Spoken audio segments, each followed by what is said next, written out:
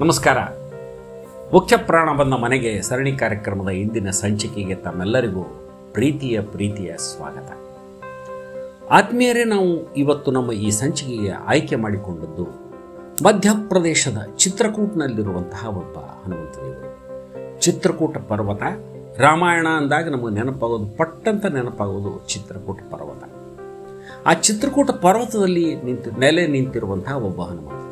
ಇವರು ಅಲ್ಲಿ ರಾಮದೇವರ ಆಶೀರ್ವಾದದಿಂದ ಅಲ್ಲಿ ಬಂದು ನಿಂತರು ಅಂತ ಹೇಳ್ತಾರೆ. ಇಲ್ಲಿನ ವಿಶೇಷತೆ ಏನಪ್ಪ ಅಂತಂದ್ರೆ, ಇದು ಸ್ವಯಂ ಉದ್ಭವ ಮೂರ್ತಿ.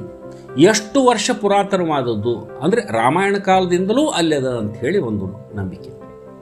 ಆಮೇಲೆ ಇಲ್ಲಿನ ಮೂರ್ತಿಯ ವಿಶೇಷತೆ ಏನು ಅಂದರೆ, ಈ ಹನುಮಂತ ದೇವರ ಮೇಲೆ ನಿರಂತರವಾಗಿ ಸರಸ್ವತಿ ದೇವಿ ಅಂದರೆ ಸರಸ್ವತಿ ನದಿಯ ಜಲಧಾರೆ ಆಗ್ತಿರ್ತದೆ.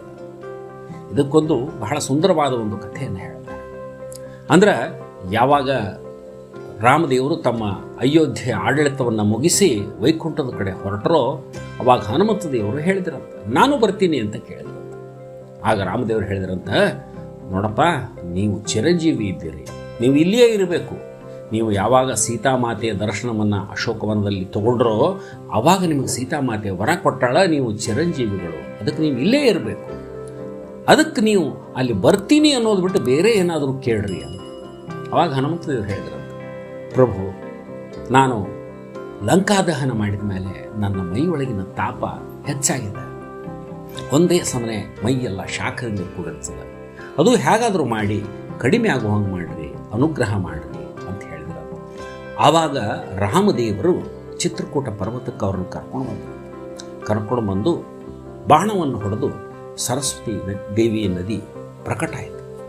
ಆಮೇಲೆ ಅಲ್ಲಿಂದ ನಿರಂತರವಾಗಿ ಜಲಧಾರೆ ಹನುಮಂತ ದೇವರ ತಲೆ ಮೇಲೆ ಬೀಳಲಿಕ್ಕೆ ಶುರುವಾಗಿದೆ. ಇವತ್ತಿಗೂ ಅದು ನೋಡ್ಲಿಕ್ಕೆ ಸಿಗ್ತದೆ. ಇದಕ್ಕೆ ಇನ್ನೂ ಒಂದು ಕಥೆಯನ್ನು ಹೇಳ್ತಾರೆ. ಅಂದ್ರೆ ಸರಸ್ವತಿ ದೇವಿಗೆ ಭರತನ ಶಾಪ ಇತ್ತು ಅಂತ ಹೇಳ್ತಾರೆ. ಯಾವಾಗ ಕೈಕೇಯಿ ದಶರಥನನ್ನು ರಾಮನನ್ನು ವನವಾಸಕ್ಕೆ ಕಳಿಸು ಅಂತ ಕೇಳ್ಕೊತಿದ್ಲು, ಆ ಹೊತ್ತಿನಾಗ ಮಂಥರೆ ಈ ಮಾತನ್ನು ಅವಳಿಗೆ ಪ್ರೇರೇಪಣೆ ಮಾಡ್ತಿದ್ಲು. ಮಂಥರೆ ನಾಲ್ಗಿ ಮೇಲೆ ಸರಸ್ವತಿ ನಿಂತು ಇದನ್ನು ಮಾತಾಡಿಸ್ಯಾಳ ಅನ್ನೋ ಒಂದು ತಪ್ಪು ಕಲ್ಪನೆ ಭರತ ಆಗಿತ್ತು. ಆವಾಗ ಭರತ ಈ ವನವಾಸಕ್ಕೆ ಹೋದ ಮೇಲೆ ಶಾಪ ಕೊಟ್ಬಿಟ್ಟು ಸರಸ್ವತಿ ದೇವಿ.